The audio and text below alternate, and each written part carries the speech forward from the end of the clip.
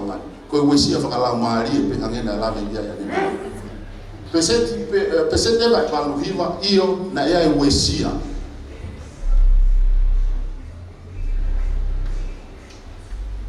Sai.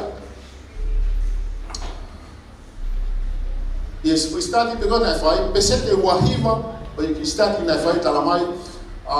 More likely to focus on cutting costs. Ko however, I know me I fai. Here, Lorotonga go wesia. Talamai focus on cutting costs or expenses, including laying off employees. Then I'll do it for more. Kahenge ko lave presentation na sa kanya nai. Okay ko opsai, okay demi di kai e. O ate tau pehe. Ko si be kante for more. Ko fo I solution ni kai. Ai be for tau ba mo fiema ko ke kat ki ai. O kai ai ba pehe e ka fa ki mo sia. Ai fa poto pe. O ka wai pe mo no si tuang e ka nga we a calling ki sabe a ni. Pesete wanima pehe small business kore ki pule ama na tokoni mai. E ko gila ni ki ngai tokoni mo sai pule ama kana ko tokoni na sai pule ama na sila ki sta ba. Kana ka ki sabe a ni pesete wanima na loto ke kore ki pule ama na tokoni na ki na dolo. Pesete tahaua ki foi mea ko maho inga ia. Pesete tahaua na pehe government should conduct some awareness training or workshop. Dotonu ki hanga pure anga lo tonga ko de pandemic o fai nga workshop o fai nga training ke a koi ki na tolu ki na aware me a hoko pe na fai nga tokoni ki ai lo tonga ha na me fai. Ha me fai ke lava pe ma we de sales ma we de sales ke lava to tongi de mo wa lava mo to family. Kalau tu kita faham kena kore mai, ke kore ke pure anga ke na fai for training ko ya, ke na employment ka consultant, tola hebe ka kama tongan, ke na fai pa ngomong inga iya wai, ke educate the public. Hanya ulau ko fumia forward ya, weti ko hoko mai. Kalau tu lema ke faham ki ya ko kiai, anga fefe ho manage, anga fefe ho falele ho ki business ia mea, ke mo uipe, mo amanaki, mo uipe mo amanaki. Ang fefe asisi fa amore ko e la wa ai ko fa amore ki peseti ko e ta hawa ki hanga e pure anga fa ki workshop pe pesete to fa divided ko ki fangi small category be ya fangi tali fa uhinga be ka teknado including the monitoring the supply chain ang na ulado ko ki na lot ke monitor and our supply chains go now not causing any major disruptions. Also, the business should focus and keep the good relation with their customers. Now, if you have a tau hi na wa me na ka customer, ka wa tu ki hatai o kuwes yang e. Penai ki me na interesting au bito. Te ula ka ma ku te fa ko ni.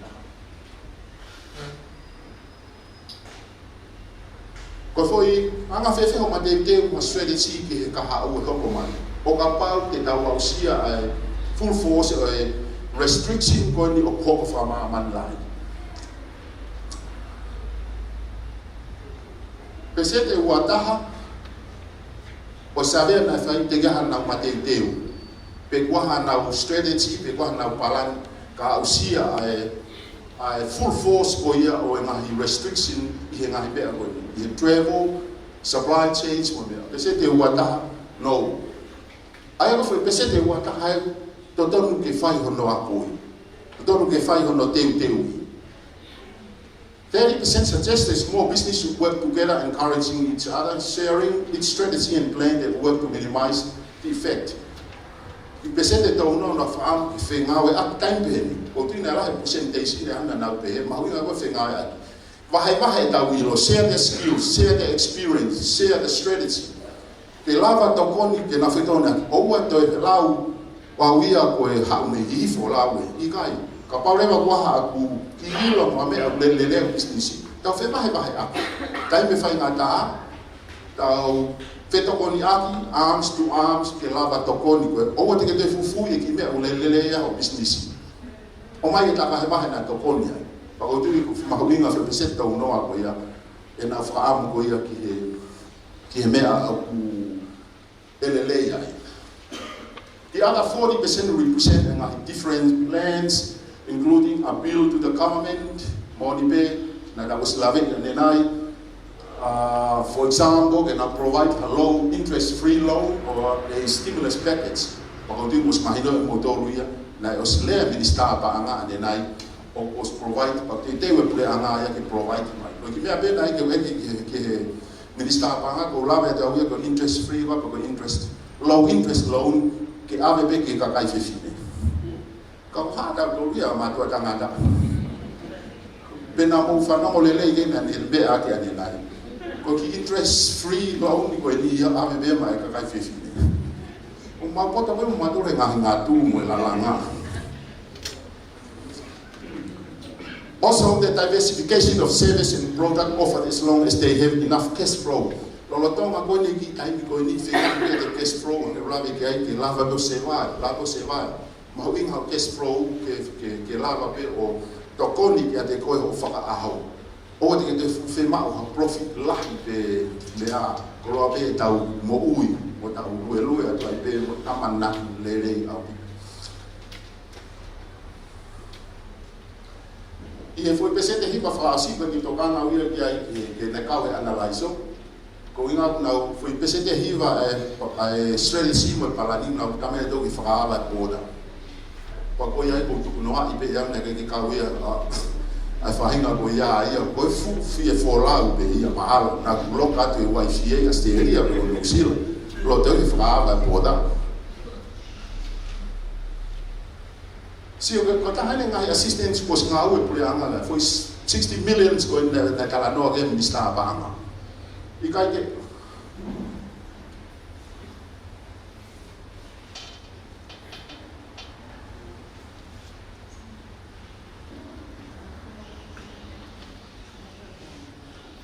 also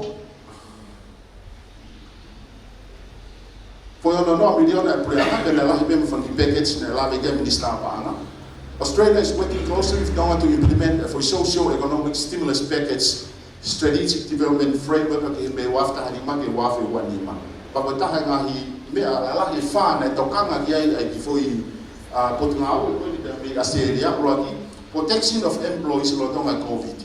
Tonga not only financially but the welfare of employees. Mahuinga and welfare employees.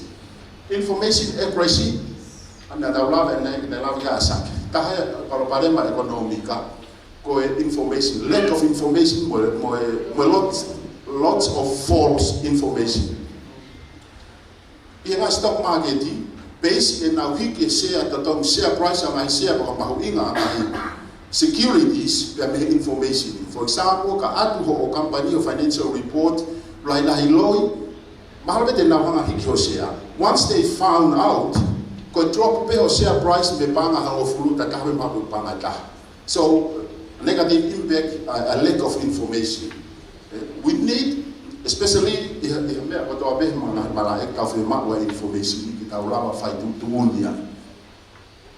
how to boost the economy and also look after the income and employment support is more than we meeting. And also planning and resilient capability.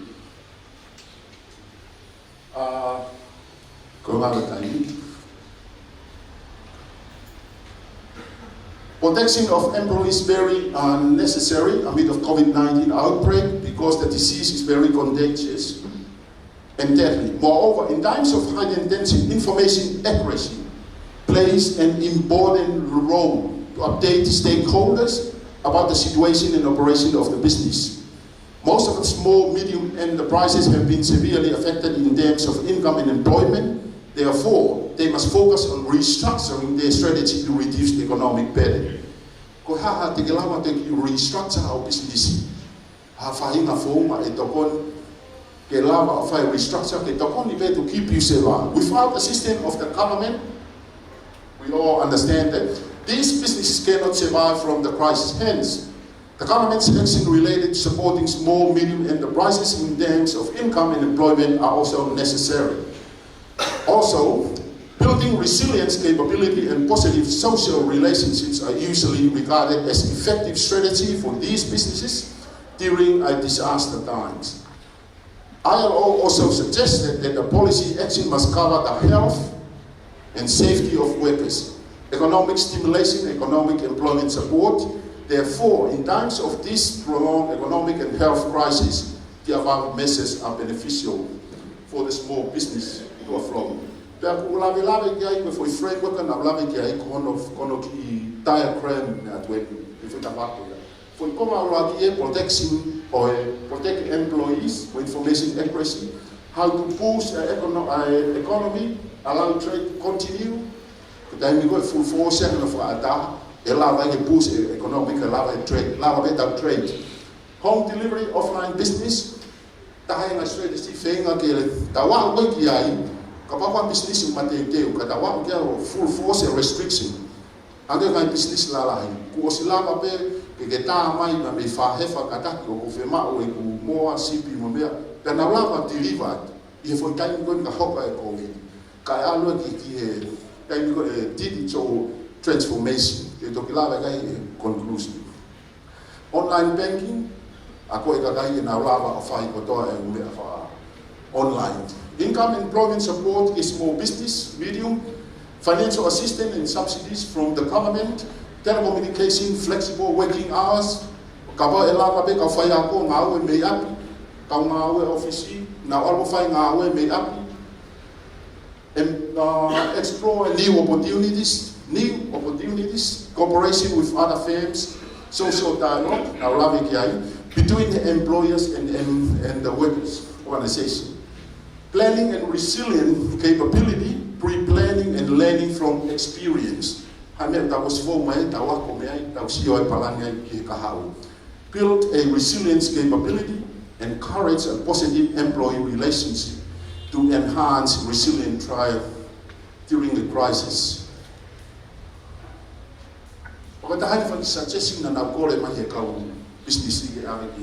In the face of the persistent economic uncertainty and challenges, it is important business focus on maximizing efficiency.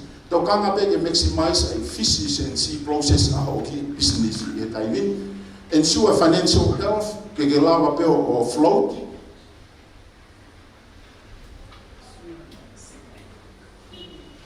And cautiously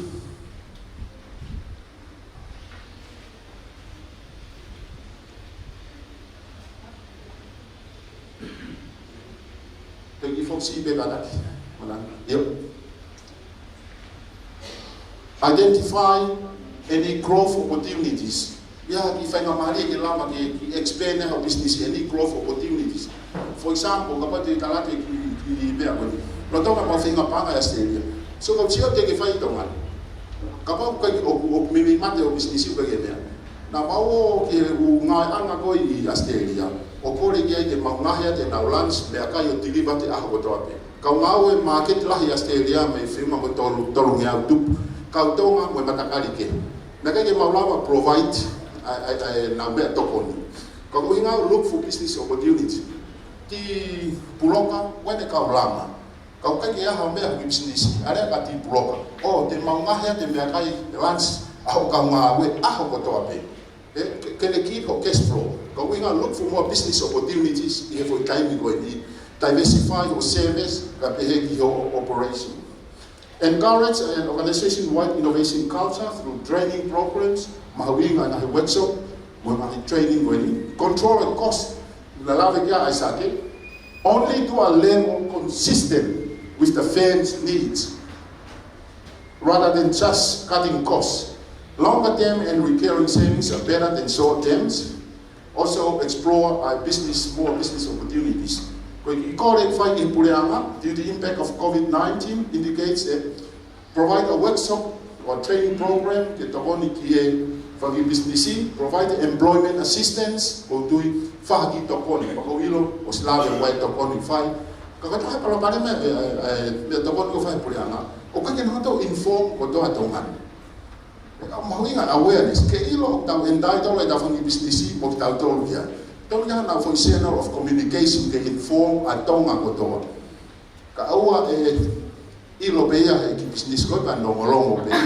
Kaya also allow those small businesses to access to a low interest loan whai kore kia ke lawa ke tau excess kia. More flexible repayment period, extended repayment period, pe a awa tu pe kia toi to koni a pule angao. Tau atoi pia. Kai cause a lot ngai disruption ke whai he COVID-19 ke tau wesia lahi tahabe tau small businesses, ya mo tau whangi businessi. Koe whonga lele tahabe koe tau puna ui wholotu. Koe ngahi findings e ko wasi tuku atu o tu e takone peke whangi small businesses. Tokanga peke tau mo ui whakahau, lawa pe whiau mo ui whakahau. Look for more business opportunities. Kat pe a cost whatatau ki he needs. Me a businessi. Kai ngata ai pa tau kore ki pule amake na whai moha training mai tau small businesses o kuesia. Ha whonga e whakapea kei nā tō pia ke nai tawonu whakapaanga te nā wala tawonu mea i ke tau se pāne ko tau mea mai tau whangi business. Maroa ki tuwa more fulo roa. Maroa mito, o te paspasi mai ka tau tāta waho. Tau tāta waho has done a few publication in the national. It is being downloaded. Interested, like over 1,000 people wanted to see. So I know you've done a lot of preparation. O lo pau lahi mo tolu mo loto ke fihu ka ko ulo mahalo ko taimi ka ba te mo fiha mi fihu beta ha ko taimi ka baina mo foto en mo foto da mo to le ai ba mo mi fihu ke fa ka ko ta pro kalama ta ba be ka ta ho ka le ke ta mo fi po ba be ko ka ta ho ko ma ba ha mo mai fihu so mo mo ai ka ke wi no ko aku talanoa ko economy the more negative impact ko aku of ngaro ke dog presentation delay out of finance school business o samodoro o talamai o me akato a negative effect in small business. Ang motor for my resolution. Yeah. Ko fehu ba ko ini ko ha mo opinion. What shall we do? Na mohanga talamai there's need in place a training or educational component. Ba ko fehu iai. We have factonia, I don't have no more opinion. We had a mere fight. We put it on but they are policy makers. We put it on they are decision makers. We funding it and may I. Come over here to not school. We have more opinion. More for cow, but you without to institute, educational institute. And provider. Mufa kau kita faham koya, ha kita kita mufa apa faham funding ke koya na. Kak menatu we have the human resources and manpower. Kau feel we what is the opinion of the school? From our Lord, out of him there. From our Lord, don't believe. Now, faham na ihendi I minister pa nga. My honest opinion. Leo mafemo ikina university. But hangi ko lau ngi duty o kautale kita nga we owe a duty of care to public. Ko fama ki ta lava fai training program go ya CUP. Ko fama ki ta fale de for training program go as a short course. Then I ba me ta ha go nga hoko me ai. That's my honest opinion to American. Ko blodo mo oni they want to work with partnership with us. But populoto ya ange ki asak ko tu po pe ata be ki ka expertise me ngat malai ke ke ta host ki ta fai da for training program ko ya ke la ba fai to ko ko Italia pe ko feri to me le poloto ke ta fale le school of business e ki po kala ma ya.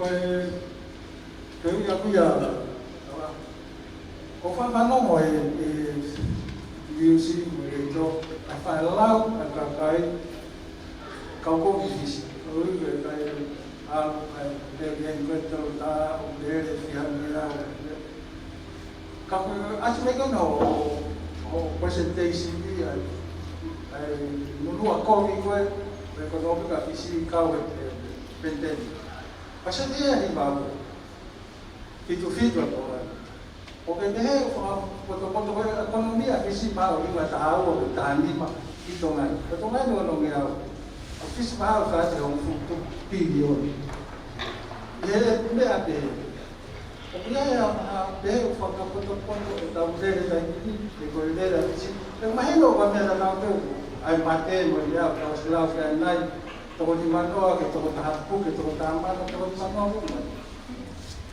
kau Pag-palan maya ko na hibawa, pagkakawa ngayon, kapakawa ngayon, kasi hibawa ko negative impact. Kaysa hindi kayo, fit-fit na ito nga, kapag si Fata ko, kung tawag mo ito, fit-fitu. Kapag mo ka pakakahira, kung iyo, kung ula, wala yung beya, panorama, ay niya, kung hindi ko nifika ko. Kung ito, tawag yung siya ngayon, pagkapatapot, tawag nga, po-tutu, pero kung ano lawan lain, kung ano ko tahu isi ada tuan mati. Ay mati ko tahu find it out. Kung kita tahu tu social cost, mo kata ekonomi kapon, lahan yang mau. Ano dia feel yang mau. Malo di ko mo na bito ay peo ke feel iki ai. Pa ko si ko iki ai ka mau fraho a fisi ba motongan.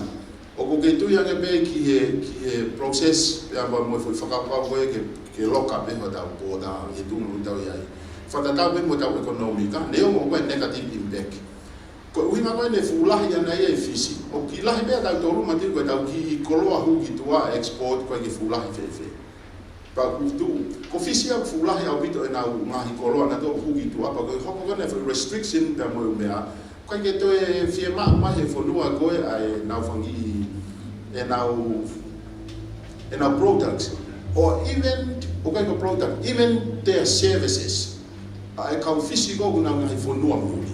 O kau na ma service no kau ki GDP ai fonua data. Porque que te o que tu yang be e foi fangata ko fai kai min itongani ki o fa ba boda.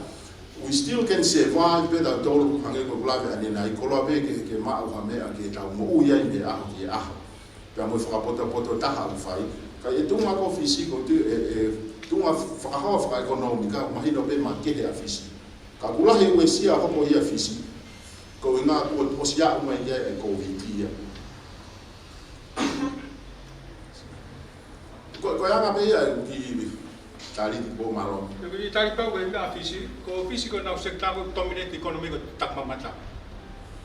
That's why. Físico ma no tak mamata ko de os be wa bu na ko. Ai we ta to le tak mamata si be yang ai ni ai. Ko. Ta to le ko remittance ko ne. Ka ko físico ko. Akya tak mamata. To. Malo. Malo se. Ave ta we free fast bit. Famalo pite bang fai kamari ko le pege u fanga fanga ku kai ate ki feui e ku ki ko na tu wai u fanga kau e pehe ko te tai mo ku vai to ko na puri anga ke fang business ki ko feui le va ko fe la ai vai ta tau o tu wai ku vai ai be ai fanga business ni kai hala vai ngai ni Aya ko no fale mau fifiri pero ku ia ha ngahi business ya ku lah yang beset ya na fai nga ba ke ba we to ko ni pure anga e business ni ko fe ku ia to ya pe ku pe ho kwa tu ya e fa ka to ro ke fe ku ke ba ko ha u nga ku la be mo no wai o lah yang fai nga ba a business ni e fa nga ni ba lo we ke pe ma ro bito kon tu be ko gi kon felenis ko ni fai be fe kumbi to ko ni ke fa small business ko tu ge isi ko no fe la be na don ge hen ai ka ministra ai na tali ka ko ma tali fo ko to be ge de maula ba fe kumbi ge foma ko tu wa be ngai criteria pe ko ha ngai criteria de ta en dai to lo ge fa gi business Kaya kau mafata ngia te maulabe fai fangi fata te lo me fe kumi kia hai ngai criteria.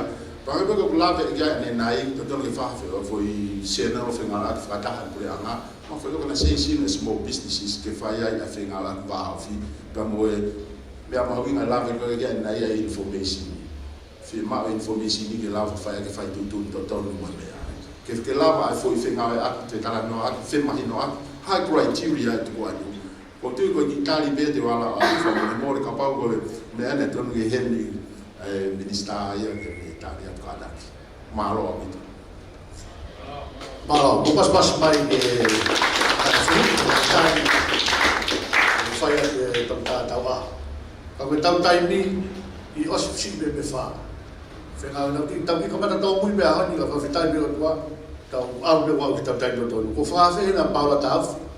Ko maybe be fume po te pure ko ni o Christ University ko manager fo ke Pacific Energy pero tare kita fo ke ka ta ko ni navigators ko fa ko ti sai pare sa sta vai volo e de fai area fa malo o aho uluaki aho ko finangala si hova ko ta wa ke ko ko fa mo le area ke presidente malo lo ke feke que de mea mai o whakaosi, whai a lot whakaosi mo tāpoki, mo tā waho, o tā toki hoka te rewa I e tau I mālo.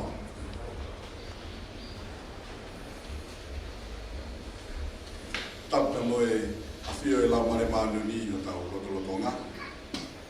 Tapa mo e hau e whonua, King Tupo Wonu, ma taine kuini, Naspau, wharangabo o who. Pea ko kore ke hufanga he ngai tau whakatapu toa pe kosi hana whaki pa me muani, a tā mō pe whai no maria koe ke whai rea whakamāmo. I tai koe nei whai whapupu, nei ai ke ukau he kau rea. Pea ko talangi mahalo, o kukai ke wheu ngau ke kau he kau rea I he konferenis pe he. Mahalo ko mea wheu ngai petia mo ku ai whai whakamāmo. Ko tui ho ngai alahi moni ho tau loto I he o falahe a lotua tawa o sia mai ai mea ne lotua mo parani me mohiri pe tau I heni I a honu ke mata ai talilotu ai lotua e ngai lotu ko toa pena e whai. Ko tui ko ki tau tolu o tau alu ka feituku ko mea o tau laki mo ia ko whainga atmosfia e feituku ko ia. O tai lerei nai kita he feituku ko ia. O ku lamari e lerei nai ai feituku ko ia. Ko e kakai lerei nai o tau ia ai. Ka mo hafua, ko tui I a honi, nonga tau loto, tau whiawhia, I he angi o whai he lau mare mare I a te tau tolu ka mo tataki. Pe heke osi ke tau whawheta, mo wha malo ke o tua I he tataki, pe mo ngā au e kune whai, I a te tau tolu na nau organize ai konferenis ko ni, pe tau tai maari e kotoa. Ko wha malo ki he kaurea, o ki kai ke whai mō fua a rea I ngai konferenis peheni.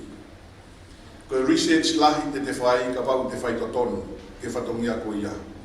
Ko e teu lahi te whai, pia mo e taimi lahi au pito, e whakamoreki ai. Pia, o kai ka mea whai mō fua. Nei he mea e minister panga ne uhu, ka maa rea na whai paula tau mo e peau, te vita puloka, presentation na whai Samuela Matakaiomo, pia mo toke tā whiwhita. Pehe ki rea na whai koia Simana Kami. Ka maa e ngahi rea I hoa e whiawhi ahoni. Rea na whai Associate Professor Isaac Wangweke. Ka maa e ongorea ua meikuri na sum mai koia tau inasi ai. Ka moere whaos koia o e whiawhini whai e to tā tawaha ahoni. Ko ngai alahi tau loto I ngahi rea kotoa. Pea tau whatawangi. E hoko ai forum ko e ni. Pea ono atu ai reo. O e tō lahi. O e ngahi business o tō ngani. Ke au ke ngai whaitu wotoni ke au ki ai. Hangi ko whiu whaos koe na tau whanongo ki ai. Na tau whatawangi na I heni na tonu koe pureanga. Ke nau whanongo ki he reo ko ia o e ngahi business I ki. A nau tonu koe tau tonu ai ai uesia o e COVID tahi wā I e whonuan. Tau whawhetai whoki o tua, ko e kau sponsor o e conference ko ni Rice University in Pacific, Tokai Kolo Christian Church, Ministry of Trade and Economic Development, Ministry of Internal Affairs, Josiah Moihau, 5-Star Company Limited, Sino Union, Tonga International School of Art and Technology. Ko mea ko toa pe I ngahi conference pe ni o whapanga. Pe au tau fie mahu ai se nipi ke whakarere aki ai ngahi conference pe ni. Pea neongo pe kaa lahi haku whamaro e whai. He kai ke whe unga ia. Pea moe ofa e ngai kau taha koe ni. Ia taini whai ngā taa hange koe tau whanongo ki ai. Ka toi wawae mai ai whoi maa koe o nau ngai kau taha o tau inasi wataha ai. Kai lava ai ngawe koe ni. Whamarolo fo ka te nau tolu o e sias tokai kolo ia karaisi. Tau te fito ka te nau tolu na nau lotua ai konferenisi koe ni. Kia te au, ko nau tolu koe, o nau whai ai rotua, o e ngahi mea, ko nau tolu ia, o nau nofo e lop nisini, o e organisation ko ia. Kia au koe kakai mahu inga taha ia.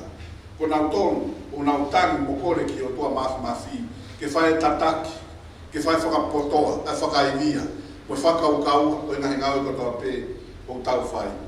Pea o ngā ia lahi tau roto. Kai ke ngātai, ko whamaro ki he, ngahi sias whakakolo o tokai kolo I he ngahi taritari whaka ofa moani. Ngahi taritari whaka ofa moani. O mou whai koe whakalanglagi o tua pia inasi ai e tau konferenisi.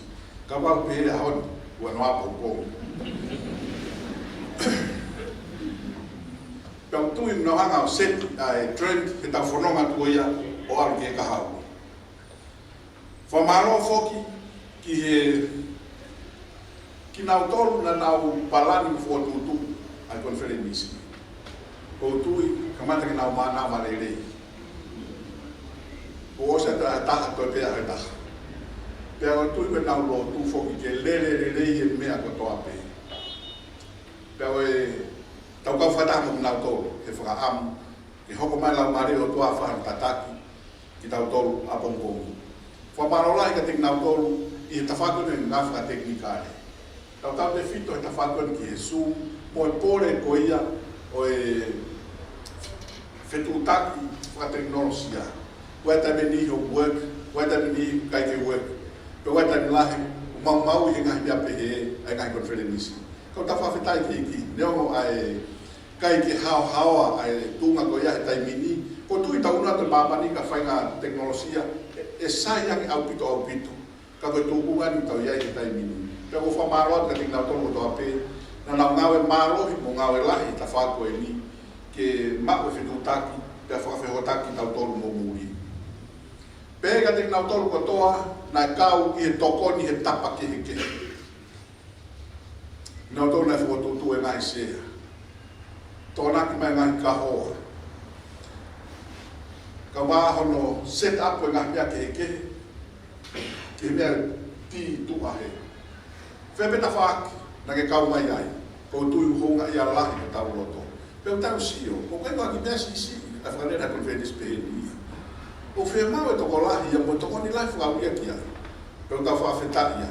Tau toro koe ke tau kauha mea, ka tau toki, mai pēha hono, enjoy e mea kātoa. O kai ke whengo fua pe whau. O kai whakamore, Wai ngai hela, ka koe pōre o pau ka whenga ngai moia, ke whai mea ui, he iki ke tau whai. Ka whamaro lai taha, ke whamaro a ting koutou. Pau na kai ke mou mea mai, hea honi. Hae aonga kotoa, ai konferenisi. Koe konferenisi te wa maha. Ka hau mou I hene, tau kau whakataha. I hono fia. I ngahi ilo fō ai wahe mai ai ngahi experience. Peo tau honga ia lahi ki o tua. Ngahi rea maare mone ahona. Ka wau tui makehe ange rea te kita puloka, mo rea mea si mana kapuni. Koe o mohero me private sector. Ku te me iala tu pe kita ke paropare ma mo fie mahu mo to e koe mo tani a si mana. Mo fie mahu koe tokoni. te whaamang mai, kwana hene pure anga ke whanau. E koe mea ia kutonu ki nau whanau le rei koe ki ai. Ko province sector mua. Pea, se te mai tau ni, hokai tau wanoa, e ku taki ngau he kau taha koe ni. Pea, ia walo whi koe ni tau fōu, ke te lawa e tau whanoa e ngau ni. Me tau la, ngau e pure anga ngai tapa keke, o whawhetai ke o tuara. Nau whi eke a whi hui ki e minista Moui Aneu, he nei he nei. O kutau I whi ia, ko whi roadmap a tonga, ka moe COVID-19. O kutau I whi ia, he koe erito ia, o e konferenisi koe ni, koe impact e COVID-19 I ngai business. Pea whainga maari e tai kone whae tā, o eke angi ki ai.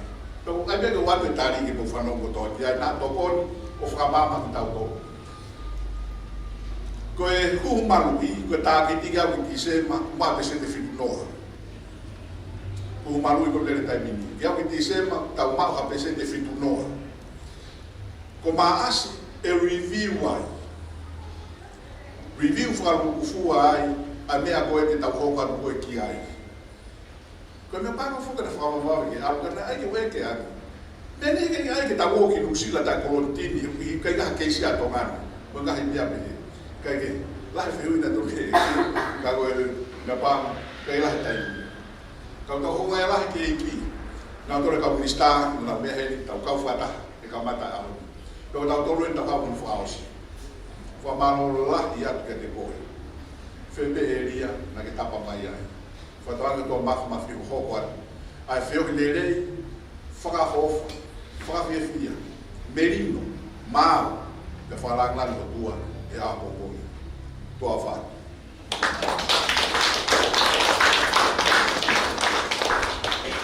Pakore ke whakawhi ai President Maroro, ia whake mafu, ke ne hao, ke ne mea mai whamare more, whai lot whaosi, me tau whio i a koe ni Maroro.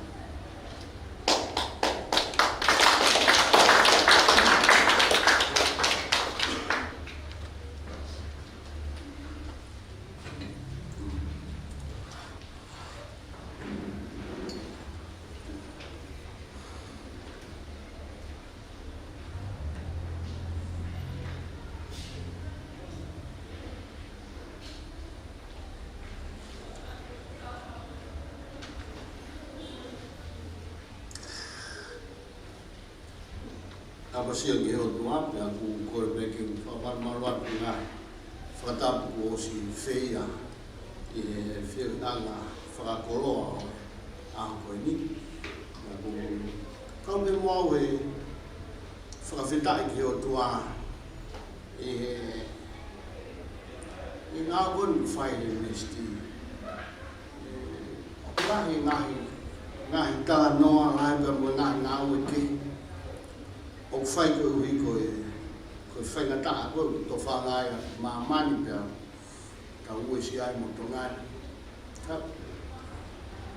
pakuinga mea koe whai koe ni investi tā noa ke ngai mea mo oni o koko I mā mani pia o ue si ai a to ngai.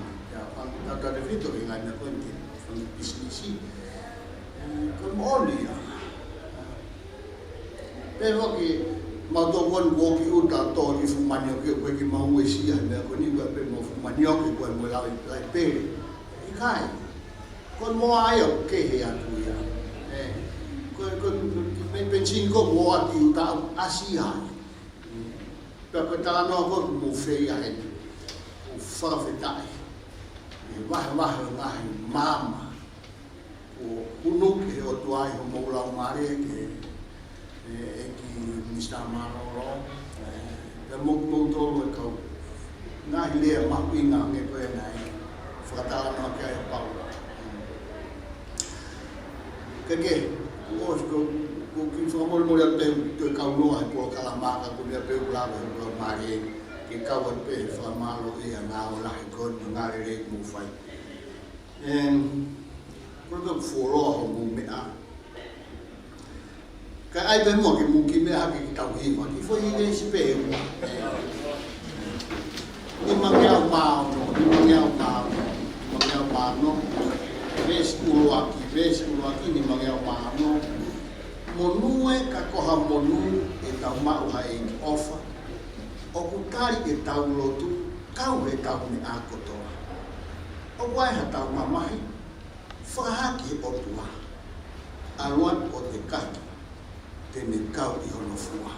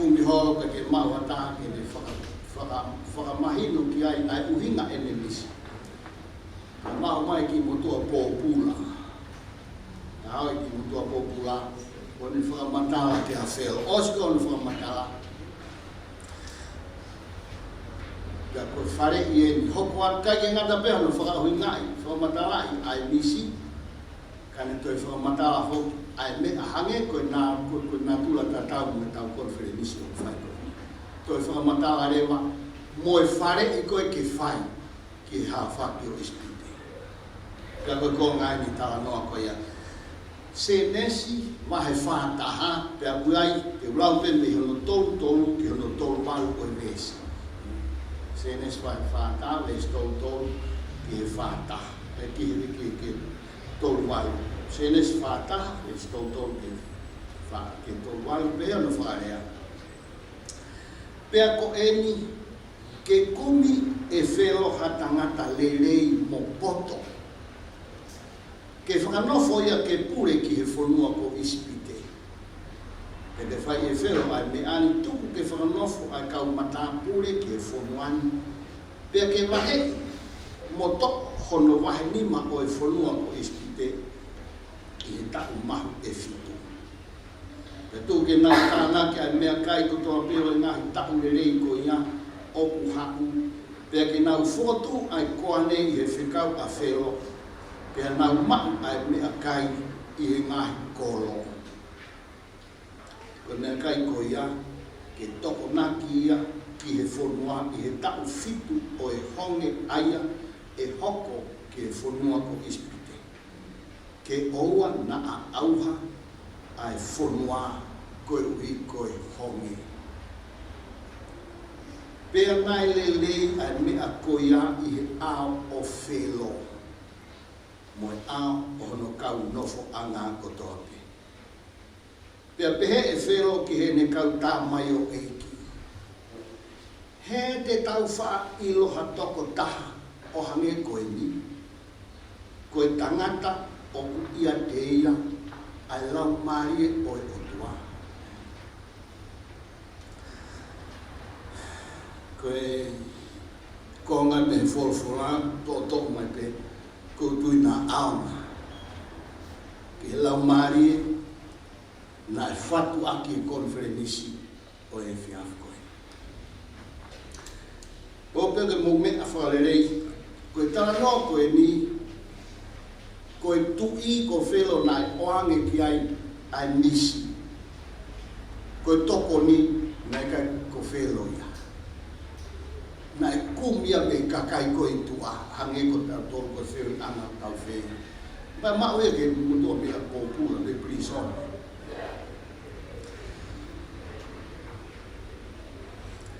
I he teu koe whiri whare area whaka osi, ani au lotonga ere koe ni. Taha e hau eiki no pere ai ni a Fiona le tala no mai tala no koe ni. Whakataha taha hau eiki no pere. Pea haere mai ki ai tamatui. Pea koe ne toko ni eni mo ne whakaamu ki hau eiki no pere. Whakaamu au ke whiri hakau no pere ke whafofo ngahi hau eiki no pere ke whare area. Oku nau mako nau koe ni ma. Ulua ki no pere o lotu. O koe koe maanga, o koe koe mau lotu, o lotu. O mau e lau maari e mo oni koe o e eiki i e me mo ui. Hange koe tala noa koe ni. Koe toko taha o ia te ia ai otua. Whimau ki ia no pere, whafofonga o lotu. Ua ki ai no pere, o sai e ni nofo mohono family. Oksai e ni nofo mohono family.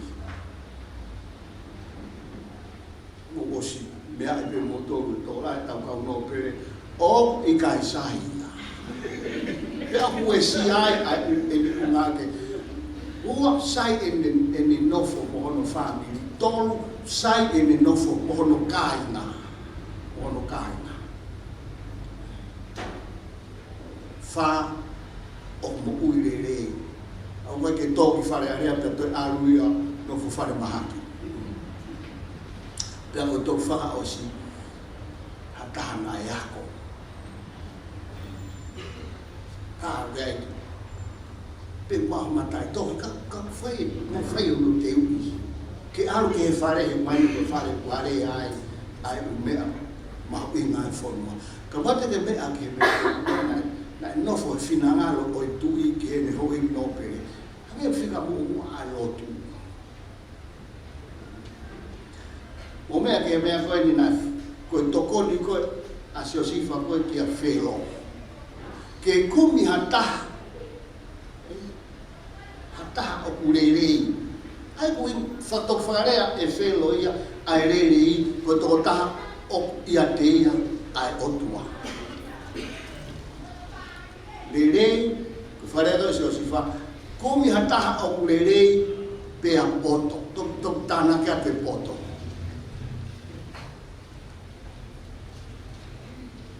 O taurolo tonga to whanga, whainga taa, whakamāman ngahi o e COVID tāhinga. Pe a kuongo ia, wa kuongo ke ngai pure ana lahi mo ua. Pe a koe mo ue sia mo tau tolu tonga nea mo, pikai ke tau Ke a mai whaingata ko ni ki tongan. Ka kohono hiku i kono taau o tau la tūla lea mo fuai mo tau tolu nai hao. Tau mungea be ke lea whakao si ngau o koe kon miliona mang. O mana to ke lau anga ko a man maka ke tu a we siri o na mo tiri. Ai Berpana lo firma ke faya ke fara ke a maman ora anga we o ko ke fia piriona firma hakakai lele hakakai lau mari no fobia e na mo ui lau mari o tua hakakai te fara ta mai ke to fai ono fara maan o tonga, o family, o kolo, o pule anga. Nā mo maman kotoa. Whimau pia ki fo tō tahaina. Hange ko sio sifa. I e whonua hi lot ai tōi kana e kei piki mape. Ke hono e ki koia. Tene whakamaanuia me e tūnga whainga tāna i ai. Tau tui pehe whaamu. O mare au he whaasko ni a tau au. Tau lotu. Ngā ue pe mo lotu. Koe otu a mahino, koe a pe o tau whaki anga. E whutai mi whaika tā pehe. Ke tau lotu. Tua mafi. Kai mo alo o whange whau ai a whiona.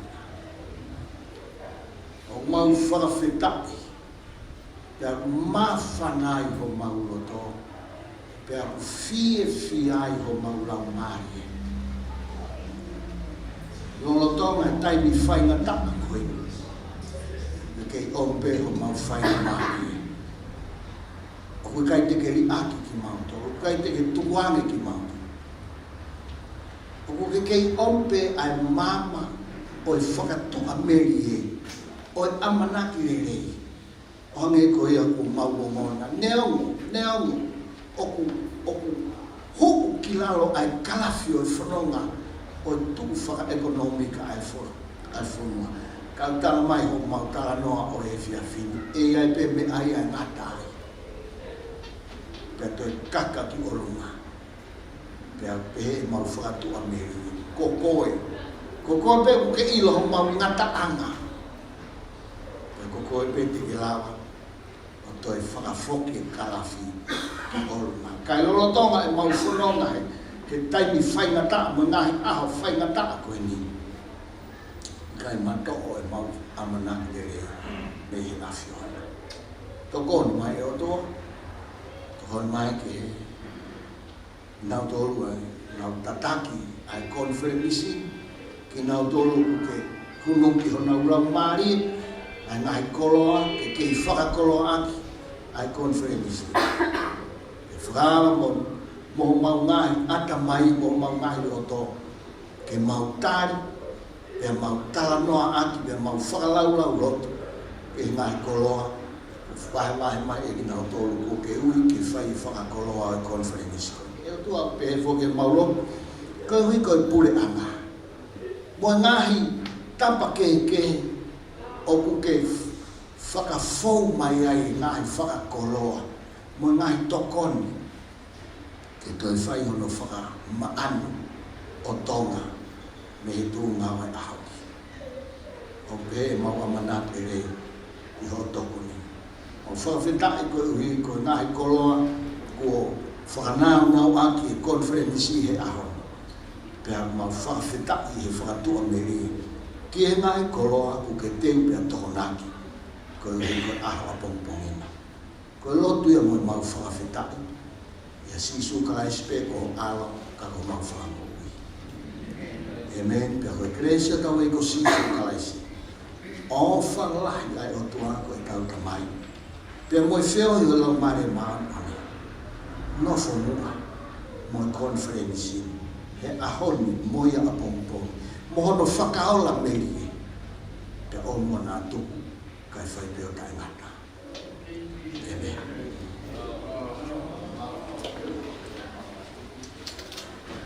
tau whamalo lai e President Malolo, e Whiri Mafi, e Lotu, e whaose tau Polokalama a Koeni. Pea kimua ke u whawhewhi a Saskaupu e o Tamatapu, Sastokai Koloki, ne tau koki e tau mea taponi e Fias Koeni, kai whakahauka te tau Polokalama a Pongpongi, e Pongmea Bekiai.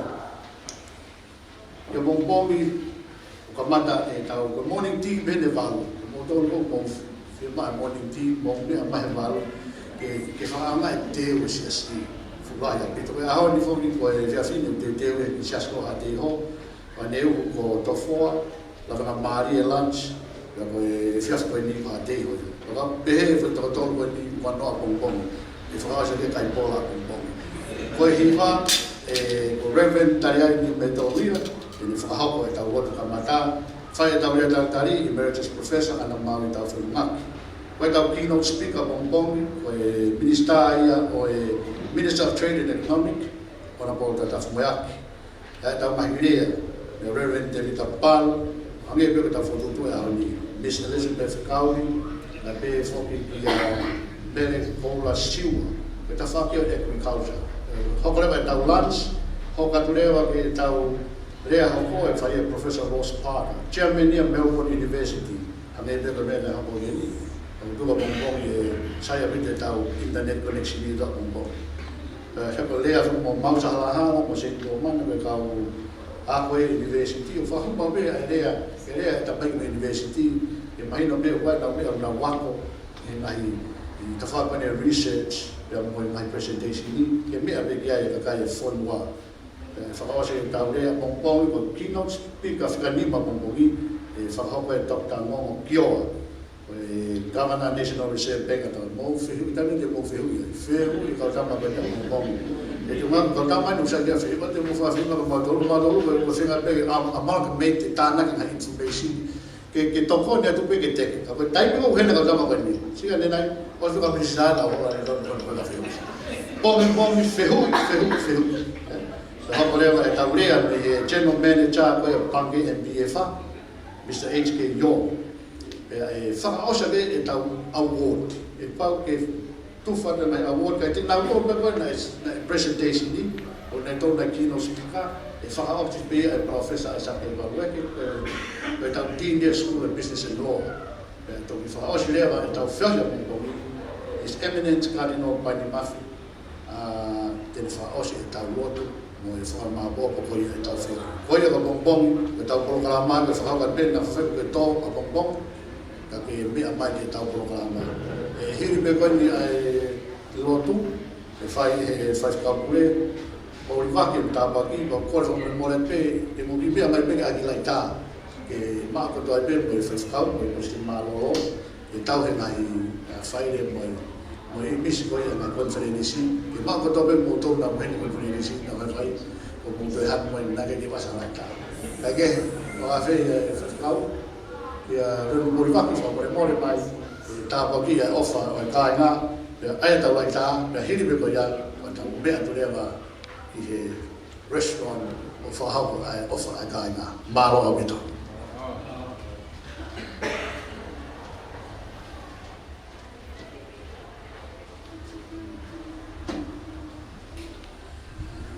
Taulotu. E o tua mas. Whawhetai lahi ki a Fiona. Mau hei ni ahoni. Wa whanonga he aho kakato koini. Mei whate fito pe COVID-19. Mahino katu ki mautoro. Koe a Fiona ia. Ka o mea whawhiewhia taha. O kuhanga e a mamani ia. Ka o mautoro. Ka manaki nie ke mahoko anu mautoro. Ke mau e ofa me mea tokoni. COVID taha hiwa a mamani. Pena wangi fia muhangai. Kai pola pea tongai. Pe kai ke ngatai nau fia. Nau hiwa. Ka mauturi koe a Fiona ulea ka mautoro. O na maa ko maumata. I ngai mea kuhoko me whakaatai he a Fiona. Na uhinga ia ke mapipiki peki o a Fiona. whakawheta i lahi ki a whiona nge koe whakoloa o se ake wheo i whafou mai o se wani ki whia lahi o mauloto koe ma wha amu ia ka mata mo a whiona whakaosi mo a whiona ma whanga atu ka te koe he houa koe ni ko wi koe ofa mo whia loto lerei whakafou mai me o siasi whafotunga mai e mea to koni a hao koni wao ke houa koni ma lotu lahi ki a whiona tāpua ki e ofa whakataha pe mo konferenisi ko e mi mo ki nau tōna na whai e tiu ma kone ka tō inasi mea e hou eiki kau mai kau ngau e a whiona pe e whoki moe nau tolu i api a koni ma kone fuaki mahaivi ai whamalohi ake o mausino hoko atu ai pe mau whai ho whina ngalo mo whakalangi ai pe ho uawha ko e mau lotu ia mo e whawhetai lahi ki a whiona mau kore ia e uawha o sisu kalais o alo ka ko mau whamui Amen.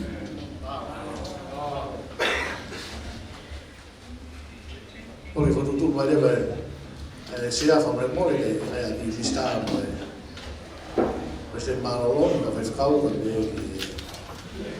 que a Ana tá por aqui. O motor que tá ali, o meu amigo tá ali, vai tá ali, os primeiros que o algo vai do aí, malolong.